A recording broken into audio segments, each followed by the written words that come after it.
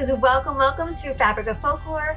I'm your hostess, Vanessa Y. Rogers, and this is the podcast where we unravel the mysteries of folklore and we explore the incredible world of our own culture, of other cultures, and we ask questions like, what does this folktale mean? Where did this mythology originate? How did this ritual change throughout the years? But today, we are deviating from our normal line of inquiry. In the past, we've primarily had historians, anthropologists, and others from the humanitarian fields.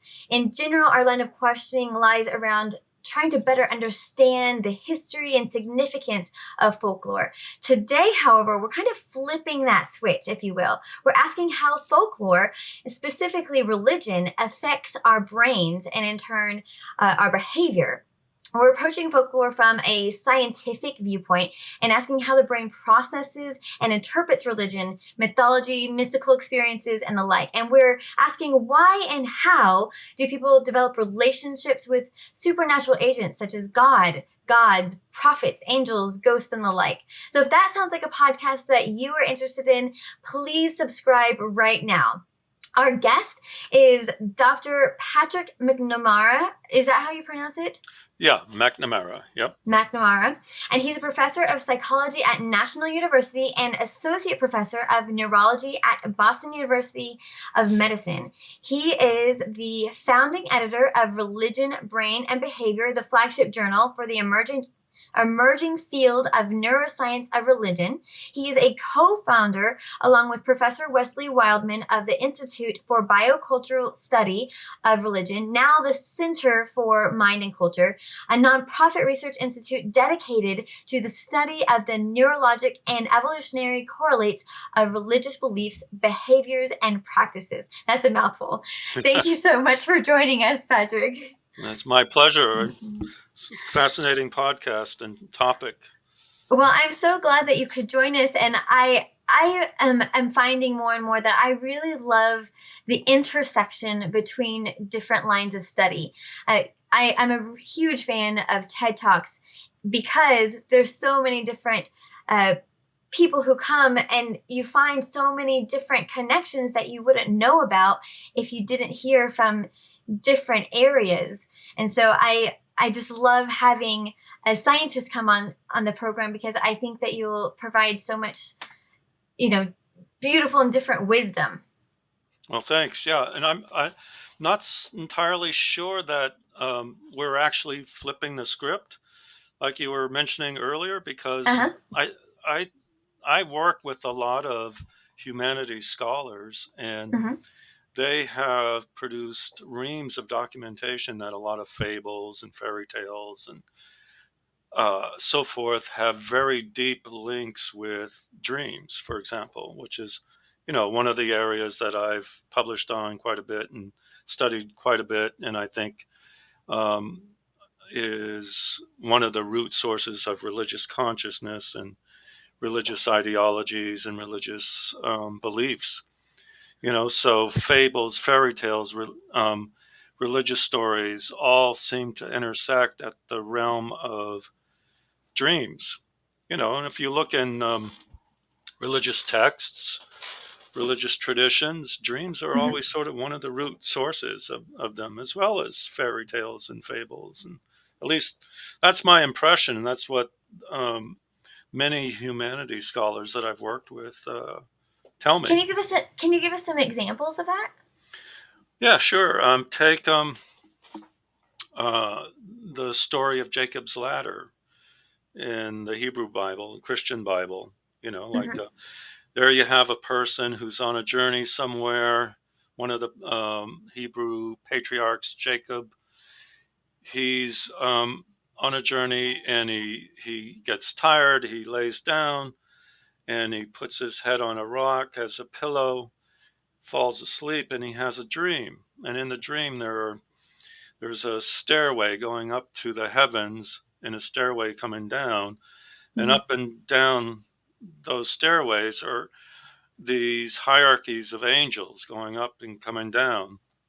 And he wakes up from the dream and he says, wow, I just witnessed a piece of heaven. This must be a holy place. I'll call it Bethel. And henceforth, that place became um, a pilgrimage site where people would go and they'd incubate dreams, and then these dreams would put them in touch with the supernatural realm, Mm-hmm. and that gave birth to all kinds of religious traditions that some of which got recorded in the Hebrew Bible. So that's just one example. There are many, many, many others. How fascinating. Well, so let's back up a little bit. I would love to talk about your journey, about how you got involved in this research. Uh, um, yeah, well, I think I don't think enough scientists are studying religion. So I think religion is so central to people's lives, Mm-hmm. and it seems silly not to study it. Mm-hmm. From a scientific point of view, and not with an aim of debunking it and saying it's nothing but superstition, because I don't think that's a scientific Mm-hmm. um, point of view or stance, and not to promote it either, but to simply try to understand it better. Mm-hmm. You know, to deepen our understanding of religion. So, from a very early age, I was very interested in religious consciousness and the questions religion was trying to answer. Um, in terms of dreams, I got interested in dreams because in university I was exposed to um, biology of REM sleep, and a lot of very vivid dreams come out of rapid eye movement sleep. Rapid eye movement sleep is in turn, like, I think, one of the most fascinating mysteries in evolutionary biology that one can come across. So it's one of the great unsolved scientific mysteries why we have REM sleep, because REM sleep occurs every 90 minutes. And Mm-hmm. when we go into REM sleep, our brain becomes intensely activated, more activated than it is during waking consciousness. So we're doing more information processing during REM sleep than we are during most times in waking consciousness. But even though our brains are intensely activated, and we're really doing a lot of computational work, our bodies become paralyzed. Mm-hmm. So we cannot move. So our bodies are paralyzed. Our brains are very highly activated nonetheless. And then we get these things called autonomic nervous system storms, where our autonomic nervous systems undergo these intense discharges, as if we're meeting some threat and then we're relaxing, and then meeting some threat and then relaxing. It's very, very strange. Mm-hmm. But that's not even all of it. And to add to all of this other stuff that I just mentioned, the sexual systems get intensely activated. So males get erections that last for the entire duration of the REM episode, typically. And the clitoris gets engorged in females, and there's something called pelvic thrusting. So there's all this intense activation of the sexual physiologies, sexual Mm-hmm. systems in us when we're in REM sleep.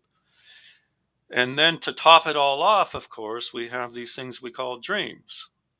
So and they're involuntary. We're forced to watch them. Mm-hmm. So every 90 minutes while we're asleep, we become paralyzed, but our brains are intensely activated. We become sexually activated, and yet our physiologies are in upheaval with these autonomic nervous system storms. And then we're forced to watch these things we call dreams. Why would Mother Nature do something like that? Mm-hmm. It's an incredible evolutionary mystery. So I got caught by that mystery, and then I started to investigate REM sleep and then deeply investigate dreams. And then it turned out 15, 20 years later, I started to learn from the humanities scholars that dreams are at the root of a lot of religious traditions. And so my two interests, dreams and religion, started to intersect. Uh-huh. And so were you already in the field of neuroscience when this started coming to light for you?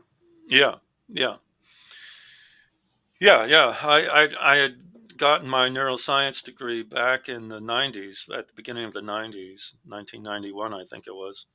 Mm-hmm. So yeah, I was doing a lot of research on what's called neurodegenerative disorders, Mm-hmm. things like Alzheimer's and Parkinson's disease, and looking at the frontal lobes in those disorders. So, um, but I was progressively getting more and more interested in REM sleep and dreams, Mm-hmm. and more interested in the neurobiology of religious experience as well. And you talked about how you don't feel like a lot of scientists are studying religion. Why is that, do you think? Is it because they are kind of polar opposites of asking similar questions? What do you think? Um, there are many reasons for uh, the reluctance of neuroscientists to study religion. Religion is incredibly complex, of course, Mm-hmm. so that's one reason, and but also there's not much funding for it. There's the typical funding sources for neuroscientists are National Science Foundation and the National Institute of Health, and neither one of those have ever made religion a focus of inquiry. Um, that could be changing these days. There are some indications that that's changing, but up to now, there's been very little funding for research on neuroscience of religious topics. Is that because they don't see any practical applications? No, I think the federal government perhaps said to itself, we're supposed to remain neutral on topics of religion, so we Mm-hmm. can't be funding investigations into religion. Maybe Congress thought that that would be inappropriate. I don't know. Mm-hmm. I honestly Yeah. don't know. But there's now overwhelming evidence that religion is absolutely crucial for all kinds of health indices. And so there, I think there are going to be calls for proposals for research on religion and health issues coming from National Institute of Health, for example. So I think that's changing now. And why do you think that this work is important? Sorry?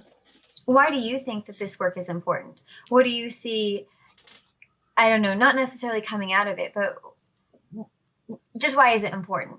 To study relationships between religion Right. and brain, Yes. um, because it deepens our understanding of both the brain and of religion. Mm-hmm. If we can elucidate the ways in which the brain supports, mediates, facilitates religious consciousness, then we can understand religious consciousness a bit better, and vice versa. We can Mm-hmm. understand how a central cultural force shapes the potentialities of brain plasticity and brain functions by studying the relationship between religious beliefs and experiences and brain systems. So we learn more about the brain and we learn more about religion by studying how the two interact. And do you feel that there might be any practical applications from your work? Oh, yeah, yeah. As I was just alluding to, I mean, there's a lot of evidence that religious variables influence health variables. Right. Mm-hmm. So, for example, for some people who self report as being religious, they tend to be less um, vulnerable to things like some of the addictions, for example, Oh, uh-huh. alcoholism and drug abuse, and they're less likely to engage in early sexual activity, Mm-hmm. and so there'd be fewer teenage pregnancies, for example, among self reported religious people. And among self reported religious people, when they're elderly, there's a protective effect to some extent against cognitive decline, Mm-hmm. possibly because they're engaging in religious practices and rituals and religious study. And we don't know why, but Yeah. these But associations are strong. and those are things that you're trying to discover. Yeah, yeah. Those are some of the practical. So they're health related practical implications, for example. So, on the Cognitive Neuroscience of Religious Cognition project, one of the quotes that I found was, "We believe the tools of neuroscience can uniquely contribute to a better understanding of how people think about God and other supernatural agents, and then the nature and functioning of religious cognition more generally." And that's basically what you were just expounding on, right? Yeah, except that quote focuses in on so-called supernatural agents, and Mm-hmm. these are things like this is human language for what people experience as ultimate reality, or God, or angels, or demons, or all these intermediate um, spiritual beings, these Mm-hmm. disembodied agents, typically. And they're, of course, central to all the world's religions. Even the religions who say we're not interested in supernatural agents, like some forms of Buddhism, make that claim. Still, in Mm-hmm. the popular forms of those religions, you see an abundance of supernatural agents. So we want to know why there's so many supernatural agents populating the world's religions. Why is that the case? Mm-hmm. And studying the brain's mediation of that process might help us figure that out. And can you tell us a little bit more about what you're discovering in your research? What are some of the highlights? Um, one of the reliable findings, like when we do neuroimaging of the religious of um, people engaging in religious tasks like prayer, or judging religious beliefs, or reading religious texts and stuff like that, or talking about religious topics. Almost always the areas of the brain that get activated, so to speak, get turned on, are the same areas we see that get turned on during what we call social cognition. Mm-hmm. Um, so, uh, so one of the reliable findings is that the religious consciousness draws upon all of the areas of the brain that help us navigate the social realm. And another reliable finding is that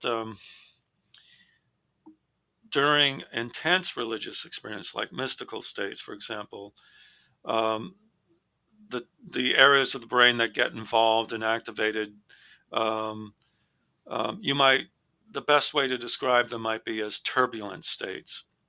That is, these are new states that get that we that brain scientists were not aware of before, but that sort of Mm-hmm. get created on the fly because they're processing enormous amounts of information. And you see this in psychedelic states and in mystical states. These are, and they tend to be associated with the most recently evolved areas of the brain, and they're apparently processing some very significant, important, and complicated information sources. So, besides psychedelic experiences, what are some other mystical states that someone might experience? Contact with what they conceive of as ultimate reality, like, for example, um, both. So there's been neuroimaging studies on Catholic nuns and on Buddhist practitioners, particularly Tibetan Buddhist practitioners, and others who are adept, who have practiced attaining Mm-hmm. mystical states. And and it's remarkable, but um, when you ask them to recall those mystical states, then you see this kind of brain activity going on, where um, very complex forms of information processing start to occur.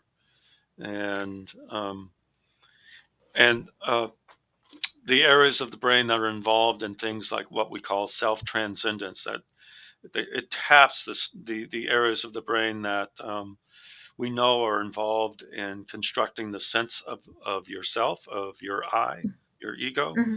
but then also moving beyond it. So people have out of body experiences, or they feel like they're transcending the self into some larger, deeper reality. That's so fascinating. So, what has surprised you the most? I think what is surprising me the most, well, there's a lot of this kind of information processing going on in some dream states as well. So once again, we see the relationship between dreaming and Mm, religious consciousness. But I think what's surprised me the most is that um, to get to these mystical states, often there is an accompanying down regulation of the sense of self. You have to transcend the sense of self. So the area of the brain that's most often associated with constructing that sense of narrative self, we call, is mm-hmm, something called the default mode network. mm-hmm, And both in psychedelic states where people report mystical states and in mystical states themselves and in dream states, there's a down regulation or a turning off basically of mm-hmm, the default mode network.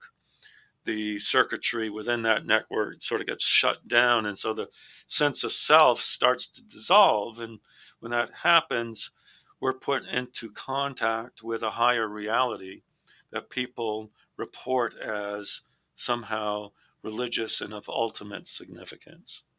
And often they meet during these mystical states.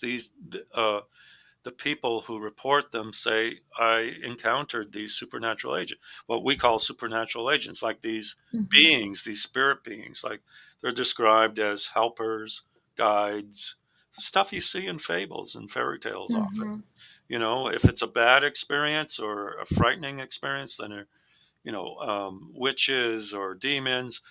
But in religious mystical states, they're invariably uplifting, positive experience. And so you meet with a spirit guide. They tend to report spirit helpers and angelic helpers. And the communication is mind to mind, clairvoyant kind of communication. And the mm-hmm, angelic helper is delivering a message to the person in the mystical state saying, I've got a message for you, and I've got a mission for you. God has a mm-hmm. mission for you. And forgive yourself and have compassionate um, disposition for all others. That's typically the sort of message. It's not like go Mm. out and convert the whole world, or it's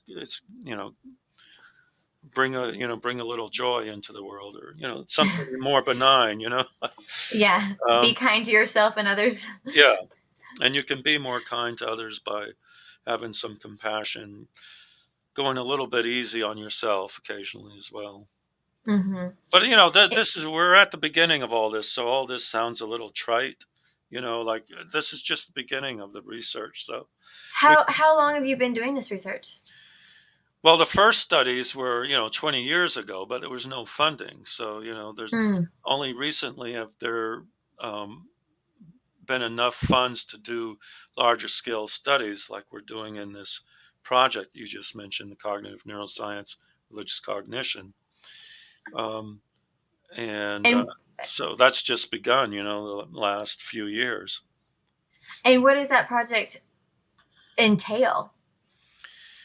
Um, there are several facets to it, and my co-investigator is Dr. Jordan Grafman, Mm-hmm, who's another cognitive neuroscientist from Chicago, uh, and what it entails is funding several different research teams to investigate different aspects of the religious brain, or how religion is mediated in the brain. So some of the project teams are doing, they're turning off parts of the brain and then turning it on, and see how that um, affects religious experience. Other mm-hmm, other groups are looking at EEG studies of the brain while people report religious experiences. Other groups are using psychedelic agents to investigate mystical states. Other groups are looking at dream states, REM sleep and its contributions. Other groups are constructing AI models and computational machine models of some aspects of the brain when it's mediating religious experiences. So it's this complex array of several groups trying to tackle this Mm. very large issue. So, in a lot of people's theory revolves around religion being a security blanket, but I have read that your findings are contrary to that that idea. Can you expand a little bit about that? Yeah, I, I think religion is used as a security blanket, and there's nothing wrong with that. But it's far, far, far more complex than that. I mean, um, uh, I think on a day-to-day basis and during crises, religion can act as a security, as something that dampens down anxiety. Hmm. Right. But f- when we talk about mystical states and stuff like that, and um, people who cultivate uh, meditative and ascetical practices, like lots of people and lots of different religious traditions do that, and a lot of this is captured in the folklore or fairy tales and the stories that populate religious traditions. In those cases, in my view, what's going on is the religious consciousness is looking for ways to disconfirm our current model of the universe of the world. And when that model is disconfirmed, then we feel that loss or diminishment of the sense of self, and then we have the resulting self transcendence and mystical state. So what religious people are really looking for is they're out saying what can disconfirm my current biases and my current models of how the world works.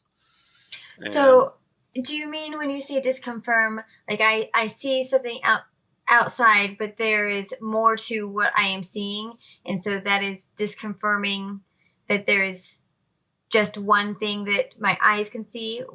Can you explain a little bit more about what you mean by disconfirm? yeah, yeah, um, this is based on what most neuroscientists believe about how the brain works. So the brain works by it constructs models of expectancies of what are we going to expect to see in the next few Hmm. minutes, Hmm. and and um, the way to get the best possible models about what to expect next is to find information that can disconfirm your current model, because that contains the most information, the best information that will allow you to update your model in the best possible way. And that's what I'm claiming religious consciousness does. It looks for the best possible information out there in the world. And that best possible information inevitably is about saying your current model of yourself and the way you relate to the world is all wrong. Hmm. You've got to update it from the ground up. And we can't be doing that every single day, or else we'd constantly, be having existential crises. We Yeah. don't want that. But 2 or 3 times in a lifetime, it probably is healthy. Where you say Hmm. everything I thought I believed about myself in the world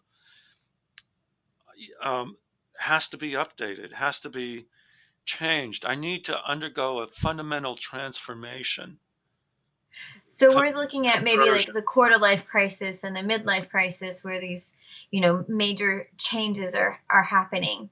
Yeah, I mean, typically they occur during adolescence, and Hmm. then midlife, and then in aging. Yeah, where you get these fundamental transformations of the sense of self and how you understand the world.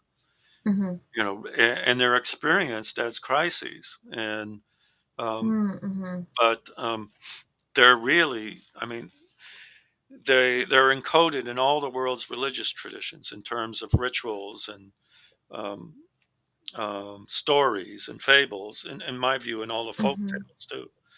And, Mm-hmm. um, and to me, if you don't undergo those deep existential transformations, you don't drink from the deepest um, wells in life, and you don't really get what life is all about unless you go through those deep Mm-hmm. transformations. At least that's what the world's religious traditions and the world's folk tales seem to be Yeah. telling me anyway, when I read them. Right. And to And me, my I guess my point is that the brain science is consistent with that take on mhm, things. mhm. And one of the things that you have said is that self and religion are bound up together. And I think that that is partially what you are talking about just just now. Um, Mhm. what do you feel like are the major implications of that? Yeah, I've been grappling with that for quite a while, and much smarter people than me have been. Like William James. That was Kierkegaard, for example. That was his major problem too. Well, Augustine. I mean, so many religious thinkers have grappled with that. But um, I think from a brain science point of view, it's very simple.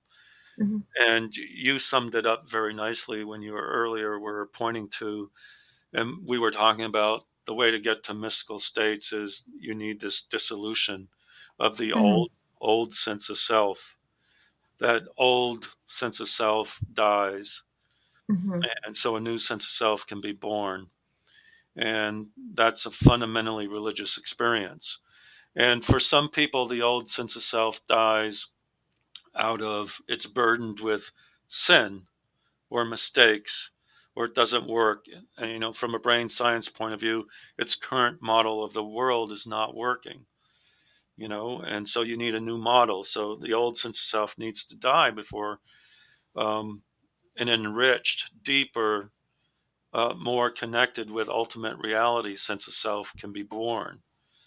And you find that kind of language through all the world's religious traditions when they describe the conversion experience or a rebirth. I mean, they literally say rebirth, like so. mhm, Um, and you find that in many folk tales too. The theme of mhm. rebirth, dying in order to be reborn. Um, so, um, in that sense, the sense of self is central to all religious phenomena. And so what about someone who is not religious, is not part of an organized religion? What do you see with them? Yeah, um, Is I their don't. brain different? Yeah, their brain is different. It doesn't mean that it's worse. Mhm, In some ways, it's probably better than the religious brain. In other ways, it's probably not as better. I mean, it depends on what the goals are, obviously. Um, mhm, but like everything else, there are benefits and losses mhm, associated with not being religious. I think there's a lot of bullshit, to be blunt, in religion, but there's a lot of treasure there too, and it requires discernment, to find the treasure, like anything else. Uh, mhm, but for non-religious people, I think my own, if I base myself on my scientific work, and uh, I think most people, 99% of them, are fundamentally religious, given its deep roots in our evolutionary past. Rituals and shamanistic forms of religion go back probably 50,000 years, maybe more. Uh, mhm. so I think it's deeply rooted in our psyche. So for the non religious person in the modern world, I think there's still fundamental forms of religiosity in their Mm-hmm. brains, minds, and those forms of religiosity come out in all kinds of ways. Some healthy, some not so healthy. Mm-hmm. It's such a complicated issue, but the fundamental point is that I think you can live a flourishing, totally fine, healthy life without what we typically call religion. Mm-hmm. However, I mean, that's abstaining from the ontological issue of whether or not um, supernatural agents actually exist, and in an Mm-hmm. ontological sense. And I don't have an answer for that. Mm-hmm. I don't know. I To me, the evidence suggests yes. But Mm-hmm. I can totally get the stance that says, "Oh my God, how can you believe in the flying spaghetti monster?" Like it seems silly and ridiculous. I Uh-huh. totally get that. So, And there seems to be a shift in our culture away from at least organized religion. I don't know if it's a shift away from spirituality, but it's at least a shift away from, in the United States, away from the church. Are you seeing this as well? And mhm. are you seeing people coping in other spiritual ways, or what are you seeing? What's your sense?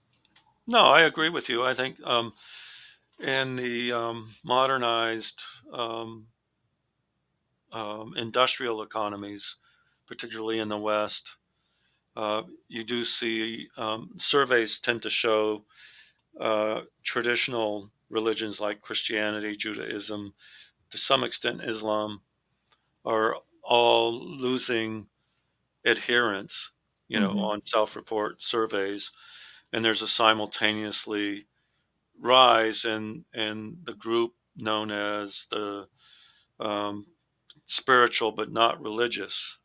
They call Mm-hmm. themselves spiritual but not religious. So I think we're living at a very exciting time uh, in terms of religion, because there's Mm-hmm. enormous ferment in the religious consciousness in the modernized West and in all the rest of the world as well. And but it's particularly acute in the modern West for a variety of reasons, and it's all coalescing into this small period of time, the last couple of decades, and it will probably continue to get more and more intense in coming decades.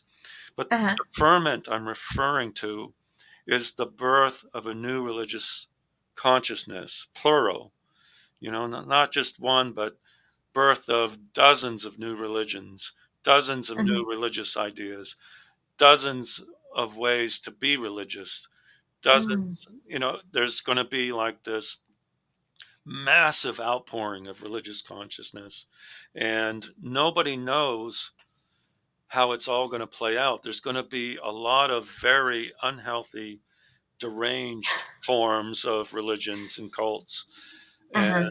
those are going to be scary and dangerous. But there's also going to be lots of very life affirming um, forms of religiosity being born. And I think there's going to be a rebirth of religious consciousness in the traditional religions as well. Um, so we're living at a time where there's an absolute new axial age and revolution in religious consciousness happening. What are you seeing besides, you mentioned cults specifically, but what are what's the other side? What are some of the examples that you've seen? Of bad or good cults, or both? Both. Hmm. Um, I'd rather not say what I think is bad because it's just personal bias. Right. Right. Except when they start to advocate violence, and I'm fine with denouncing them. Right. I don't know of any cults that are advocating violence at the present time, but just a decade or two ago, there was that cult in Japan. I don't remember its name, but it was, putting canisters of poison gas in subways. Oh, You know, I don't remember hearing about that, but that does that not was a sound good. couple of decades ago, I think, at this point. And not, so I'm not bringing to mind any violent cults at the moment. I have no What about doubt. some life affirming ones? I have no doubt, though, that the violent cults are percolating. So Mm, I think we all need to be aware of that, mm-hmm, and um, and then there are other bad cults that are not um, advocating violence, but that's just a personal bias of mine. So who am mm-hmm, I? Who am I to say that? But on the good, the good forms of religious consciousness that are being born, I think you see it in all realms. I see it within the traditional um, world religions, Christianity, Judaism, Islam, new forms of healthy uh, um, cultists, rites, and consciousness being born. But mm-hmm, I even see a healthy form of religious consciousness occurring in things like the goddess religions, the Wiccan religions, the pagan mm-hmm, religions, a revival of paganism. Um, so I see a lot of healthy forms of consciousness there. mm-hmm. But I'm no expert in that. I could be completely wrong. Yeah. But but my sense is that it's not all atavistic or um, you know, I don't know enough to pronounce on it, but One of the things that you have said is that one of the most interesting things about religious experience and religious cognition is it constantly promotes imaginative stimulation and other possible worlds. And why would you say that is interesting or important? um, imagining alternative possible worlds is, I would say, the most important cognitive capacity human beings have, and it separates us from the rest of the animal kingdom, as far as I can tell. And it's the most important one because it's at the basis of creativity. Hmm. If you can, if you're facing a problem, the way to solve a problem is to imagine alternatives to that problem, how to get around it, how to look at it from all different Mm-hmm. sides. Mm-hmm. And the counterfactual imagining of alternative possible worlds is at the basis of efforts for social justice as well. If we're facing a world system that is not serving human flourishing and the flourishing of the earth and so on, the reason why we come to that conclusion is because we can cognize an alternative world that does serve Mm-hmm. human flourishing and the earth's flourishing, all the creatures of the earth flourishing. So we can imagine these alternative possibilities, and that undermines the existing world. And Mm-hmm. so that creates ferment and turmoil in the existing realm, in the existing world. And out of that ferment comes a lot of creativity. And Mm-hmm. so imagination, particularly around counterfactuals, is at the basis of creativity, in my opinion. And how is it different from stimulating your imagination through reading fiction or folk tales or um, It's not different. watching movies? It's the same to me. That single cognitive capacity that we call counterfactual generation, Mm-hmm. what cognitive scientists call counterfactual, the generation of counterfactuals. Uh, that is, we were talking about the brain producing models of the world all the time. Mm-hmm. Well, it's constantly having to imagine possible worlds in order to produce the best one that can predict the next thing that's going to happen in the world. And Mm-hmm. that's why we're constantly producing these alternative worlds, these alternative models of the world. Because we're trying to arrive at the best possible model of the world so we can act in the world. Mm-hmm. So it's the fundamental human capacity And it occurs most often in dreams, which brings us back to dreams again. And it's fundamental to religious consciousness, because the religious consciousness is always saying there's a supernatural realm out there, this other possible world. Mm-hmm. And I'm comparing the world we're living in to this supernatural world. In this world, there's suffering and injustice and sin, and Mm-hmm. there's all kinds of stuff here. There's joy here too, but it's mixed. But in the heavenly realm, in the realm of nirvana, none of that. It's different from this world. And Mm-hmm. so we're constantly judging this world against some ideal standard, and that leads to efforts to improve the world. So in some ways, it's having that counterfactual capacity, that religious consciousness is great and wonderful because it does a lot of wonderful things, but to the extent to which it devalues the current world, that's not good. That's what Nietzsche was all about. Friedrich Nietzsche, he kept Mm-hmm. saying, look, let's get rid of religious consciousness because it's always comparing what is to what should be. Why can't we just enjoy what is? Mm-hmm. And I understand that point of view too. Mm-hmm. One of the one of the things that you've I found you to say was one of the main accomplishments of religiosity when it's working well is it gives an individual a set of tools to update the sense of self so that you have an enriched sense of self and the individual is able to live a more flourishing and thriving life. Can you talk a little bit more about that? Sure. Yeah. I think that's what religion does really well when it's working well on a daily Mm-hmm. basis. And to some extent, folklore and fables does this too. Mm-hmm. But it gives us models, cultural scripts, and models of the ideal life, the ideal figure, Mm-hmm. in the form Yeah. of saints and wisdom figures, and of Mm-hmm. course, gods and goddesses. Like saying, "Here's a life fully lived, well lived, and this is what you should aspire to be." And so, the religious consciousness is always aspiring to that ideal self.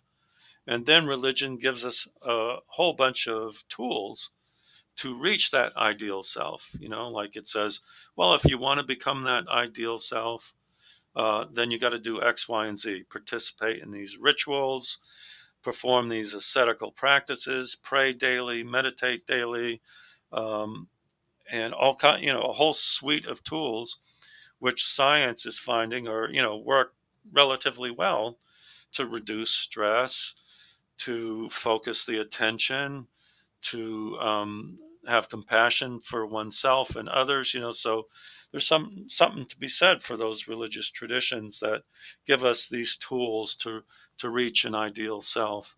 And so Mm-hmm. when seen in that way, many religious traditions can be seen as neurotechnologies to facilitate the transformation of the self from what we are to what we could become, which is How another fun. counterfactual. Yeah. Fascinating. You talked, I think you referenced this earlier, the decentering process. Can you Hmm. talk a little bit more about that? Yeah, uh, that's just a term for that dissolution of the sense of self we were talking about Mm-hmm. earlier that occurs in mystical states. Mm-hmm. So to reach that ideal self, typically what people do is they go through this sort of staged process, and we see this reflected in cognitive and brain mechanisms where first there is that diminishing of the sense of self, and when the sense of self is downregulated or diminished, then we enter what is known as a liminal space where we're not sure who we are, sort of a dreamy state. We're Mm-hmm. daydreaming about stuff, or we're in this dissociated state, and um, and then a search takes place. I need to find a cultural script that can help me get to that saintly ideal self, and then the search ends, and um, there's a link up to the ideal self and called yoga, in the Eastern traditions, and then you're one step closer to that ideal self through that decentering process. It's just sort of a cognitive description of what people go through when they engage in religious practices. And you said that it can be powerful yet dangerous as well. Yeah, sometimes the decentering process gets derailed. For example, in these bad cults we were mentioning, Mm-hmm. um, when the ideal self is not some saint, but rather is the cult leader. Mm-hmm. If somebody like Jim Jones says, "Become like me, look at me, don't look at God or the saint or the goddess, look at Mm-hmm. me. I want you to serve me." Then the decentering, so the person says, "I'm going to diminish myself, and my sense of self will dissolve, and I will serve the cult leader." Mm. That's dangerous. And so a lot of these cult leaders really understand that process. That. Well, apparently, I think they have an intuition about, Mm-hmm. how to elicit that kind of devotion from their adherents.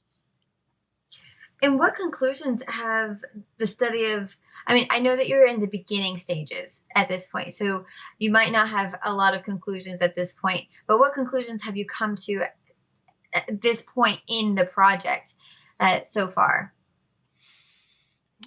That the decentering process is real, and we can map it in brain mechanisms. That Mm-hmm. REM dreams seem to be particularly important in religious consciousness. That the cognitive capacity of counterfactual generations is central to religious consciousness. That rituals are seem to be central to uh, flourishing and human functioning and to cognitive function, Mm-hmm. and that each stage of life elicits a different set of ritual and religious practices and engages a different set of brain mechanisms to facilitate that. So there's a range of stuff. Um, I'm I think that the findings are reliably supporting Mm-hmm. this point. And where do you go from here? Um, um, to be really reliable, all this stuff needs to be replicated, Mm-hmm. and we're not at that stage yet. So Right. um, don't take any of this as gospel. So, these are all jumping off points, and good science requires independent teams who have no stake in it, looking at it and setting up experiments and replicating it all. And I assume during the replication process, all this stuff will need to be amended to some degree, but I think the broad outlines will probably hold up. Mm-hmm. And why and how do people develop relationships with supernatural agents such as God's prophets, angels, and ghosts? This is one of the questions we posed at the very beginning of the podcast. Why do you feel that we have throughout our history have always had these relationships with Yeah, supernatural agents? yeah, really good question. I think it's changed over 50,000 years. But I think there are a few good hypotheses, not coming from the neurosciences per se, but coming from um, uh, evolutionary approaches and cultural psychology. So one hypothesis that has empirical supports is called the supernatural punishment hypothesis. And what that says is that supernatural agents are around because they can watch us all the time. Like they're invisible and they can see us all the time. So they can see us when we're breaking the rules.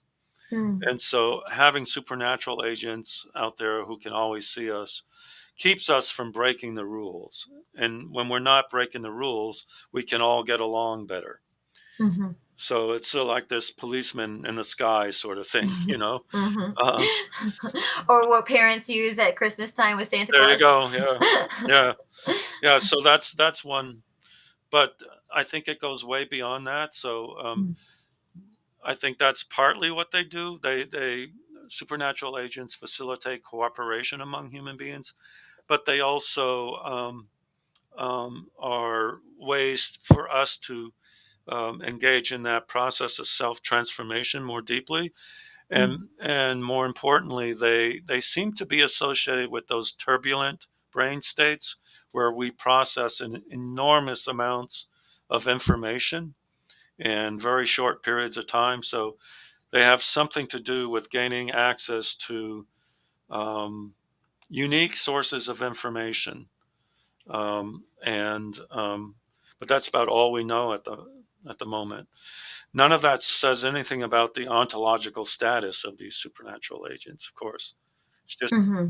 what they're doing for the human mind brain. You know. And when you say ontological, do you mean like their reality, Yeah. or I'm Yeah. not familiar with that term? Do they really exist? Mm-hmm. And what questions are coming up for you as you're doing this research? What are you asking yourself? Um, One thing I'm asking myself is why are we going through a revolutionary period in human history right now? And why is all this religious ferment occurring at this point in history? We have the rise of super intelligent, artificially intelligent machines. Um, we have a Mm-hmm. global civilization now. We I So that's one thing that keeps coming up for me is we're entering a period of upheaval, and the place where this upheaval is being grappled with in its most intense forms is the religious consciousness. And so the way out of this period, in my view, will appear in a religious consciousness. The best way forward is going to occur to a religious individual, in my opinion. Also, the worst possible way forward is going to occur to a religious person as well. So we're going to have Mm-hmm. to discern, but Yeah. I think that's one thing that keeps coming up for me as I grapple with the nature and functions of religious consciousness.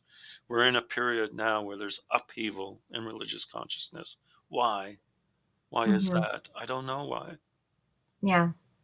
Some people think the human species is undergoing a major evolutionary transition where Mm-hmm. we're coalescing into this super organism that's globally relevant and prevalent, and there's something that this global super organism has to do, but nobody knows why we're going through Yeah. this upheaval right now. One of the papers that you wrote was called "Do You Need Cognitive Neuroscience to Understand Religious Cognition, Experience, and Text?" And the answer that you postulate is absolutely. Can you tell us why?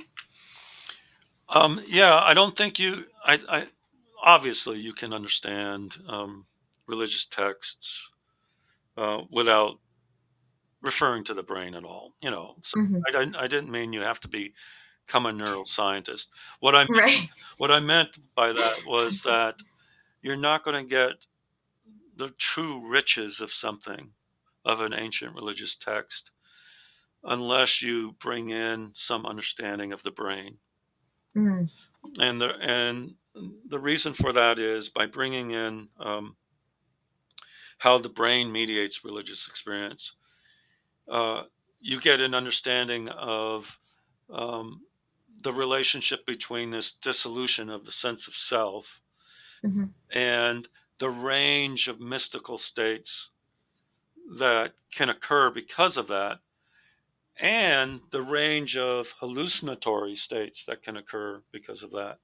So bringing in the brain helps you to discern between what is truly mystical and religious versus what is hallucinatory, and it gives you an understanding of the phenomenology of that religious experience that you couldn't get any other way. So we've covered a lot today. If there was one thing that you could impart, what one piece of wisdom you could impart on our audience, what would you have them take away from today?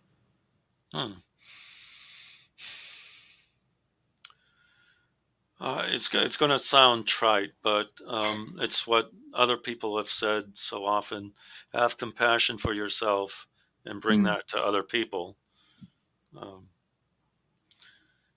A good old Joseph Campbell said, "Follow your bliss." I think that sounds trite, but I think that's true.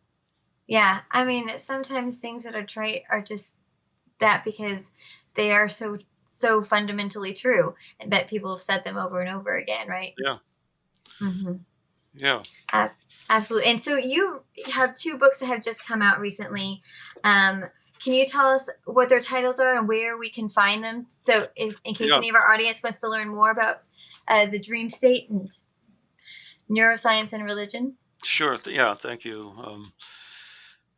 I'm pretty sure all my books are at you can get at Amazon, but the 2 that came out this year, one's on sleep and dreams. It's called the uh, Introduction to Neuroscience of Sleep and Dreams, and that's by Cambridge, put out by Cambridge University Press. And the other one's called The Cognitive Neuroscience of Religious Experience, and that's also published by Cambridge University Press. And they're both 2023, and they both contain up-to-date science on these topics. And and they're both at Amazon.